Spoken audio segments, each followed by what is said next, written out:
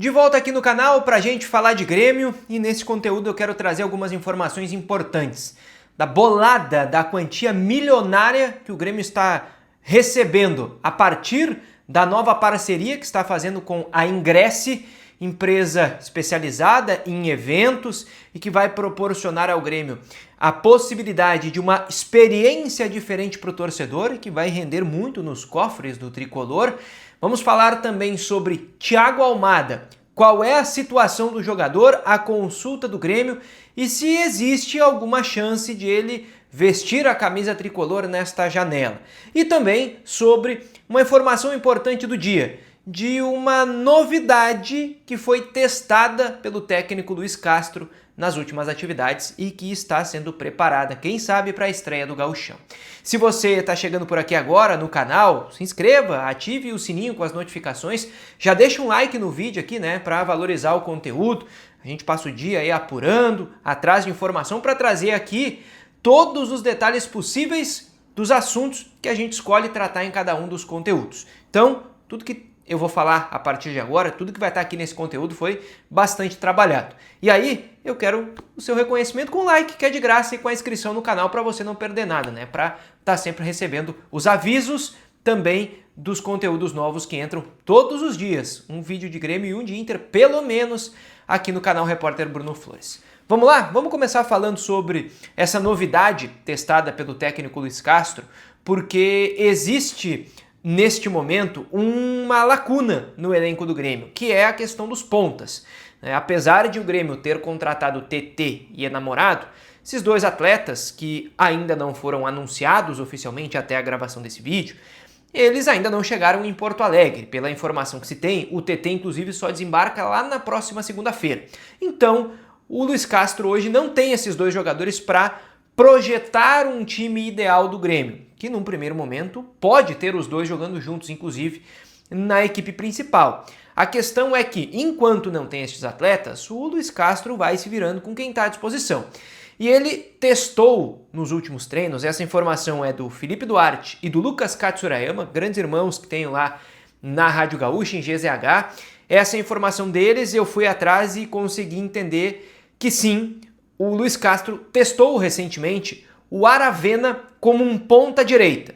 Aí você provavelmente vai perguntar, poxa, mas o Aravena já não é ponta, ele já não é um jogador de beira de campo que faz essa função? É e não é, porque ele no Grêmio geralmente fez o lado esquerdo e com o Mano Menezes ele inclusive não era visto como um jogador de beirada, o cara que joga em cima da linha e vai cortar para dentro, vai fazer um drible.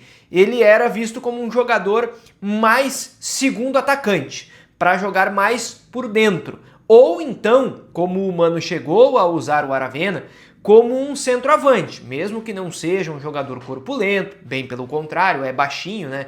Não seja um jogador de presença de área, mas o Mano entendeu que ali ele poderia render. Com o Luiz Castro, enquanto estes atletas não chegam, o TT e o Enamorado, as tentativas do Luiz Castro são de emular quem vai jogar por aquele lado, pelo lado direito, que provavelmente será o Enamorado, pode ser o TT, os dois basicamente jogam dos dois lados, né? Mas eles podem se alternar, tem outras alternativas, tem um Pavon, por exemplo, que pode ser utilizado, mas o Luiz Castro testou o Aravena por ali. E é um pouco diferente, à medida que no Grêmio ele fez pouquíssimas vezes, né? Talvez em situações de jogo que ele foi colocado naquela função e agora ele basicamente vai retomar essa possibilidade de jogar mais próximo da linha lateral, né, do campo, algo que com o Mano Menezes não era bem a orientação que o treinador passava para o atleta, entendendo, né, de uma outra forma como potencializar as características do chileno. Quero falar aqui também sobre Thiago Almada, porque surgiu nos últimos dias uma expectativa muito grande no torcedor do Grêmio, né, a partir da informação de que o Grêmio buscou informações sobre o Thiago Almada. Sim, o Grêmio fez uma consulta, procurou os empresários do atleta para entender a situação do jogador de 24 anos que vai sim sair do Atlético de Madrid. O Atlético colocou o jogador numa lista de atletas que são transferíveis, né? Aqueles a serem negociados pelo clube. A questão, primeiro, é que o Atlético de Madrid pede 20 milhões de euros para vender o jogador e vender 50% dos direitos. Mais do que isso, os empresários do Thiago Almada, pela informação que eu tenho, dão prioridade e praticamente fecham a porta para uma volta ao futebol sul-americano. É bem verdade que a informação que nós temos aqui em Porto Alegre não é de que o Grêmio fez uma proposta para comprar o atleta, não é de que o Grêmio esteja lá forçando para uma saída, esteja negociando com o Atlético de Madrid. Não é isso. O Grêmio fez uma consulta, buscou informações para entender qual é a situação. Mas eu preciso colocar aqui exatamente qual é a situação do atleta a partir do momento em que o Grêmio vai atrás e busca essas informações. E é isso. Ele vai sair ou deve sair do Atlético de Madrid porque está nesta lista de atletas a serem negociados. Aos 24 anos, o Atlético quer 20 milhões de euros por esse jogador, por 50% para fazer a venda. E os empresários do atleta querem que ele siga na Europa e praticamente descartam uma volta para a América do Sul. Claro que esse cenário poderia mudar se o Thiago Almada tiver interesse em retornar para a América do Sul, for seduzido por um projeto, mas pela questão financeira e por ser um atleta jovem que já está batendo na segunda vez na Europa, depois da passagem pelo Lyon da França, é bem possível que ele também vá tentar mais uma vez essa permanência no velho continente. E para fechar esse vídeo, para fechar esse conteúdo, quero falar sobre 45 milhões de reais que o Grêmio vai receber por ter construído um acordo com a Ingresse, empresa especializada em eventos, em experiências de eventos, que é a famosa tiqueteira, né? A gente ouviu muito esse termo recentemente e esta é a empresa escolhida pelo Grêmio, né? O Grêmio confirmou essa parceria nas últimas horas e eu fui atrás de mais alguns detalhes, né? O Globo Esporte publicou esse valor de 45 milhões de reais e eu confirmei que sim, são 45 milhões de reais. Na verdade é 44 e quase 5, pelo que eu ouvi. Mas vamos arredondar para 45 milhões de reais. Fato é que o Grêmio entende que a partir da entrada desta empresa pode-se criar uma nova arena. E até coloquei isso aqui na capa desse vídeo, né? Nova arena porque o Grêmio a partir de agora pode utilizar a estrutura de uma outra forma. E a entrada desta empresa é muito importante para isso.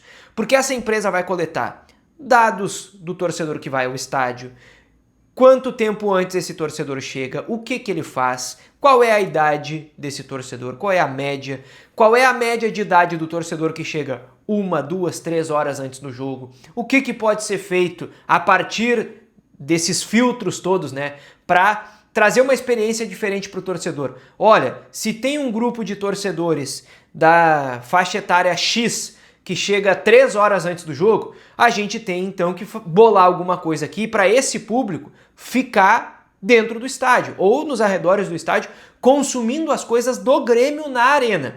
Então, esse é um exemplo apenas, né, de como vai funcionar essa parceria, qual é a ação da empresa em si. Uma das, né, porque vai ter outras questões, a gerência da venda de ingressos, enfim, outros pontos importantes a partir da entrada desta parceria da Ingresse com o Grêmio. E o Grêmio, pelo contrato de 3 anos, recebe esse valor de 45 milhões de reais de luvas relativo aos 3 anos, né? Não é 45 em cada ano.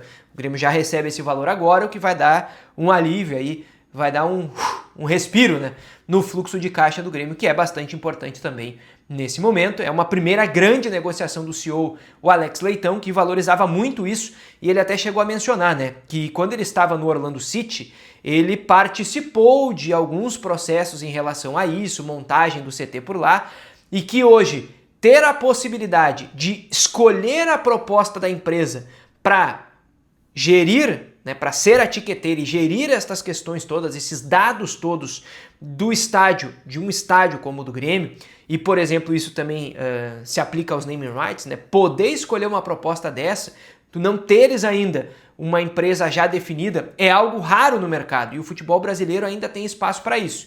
Então é nisso que o Grêmio, e especialmente o novo CEO Alex Leitão, apostam para o Grêmio fazer dinheiro também fora de campo, fora das negociações de venda de jogadores, por exemplo. Pessoal, o canal tá de volta e eu também volto a qualquer momento com mais informações. Se inscreve aqui, ativa o sininho e deixa o like nesse vídeo. Valeu!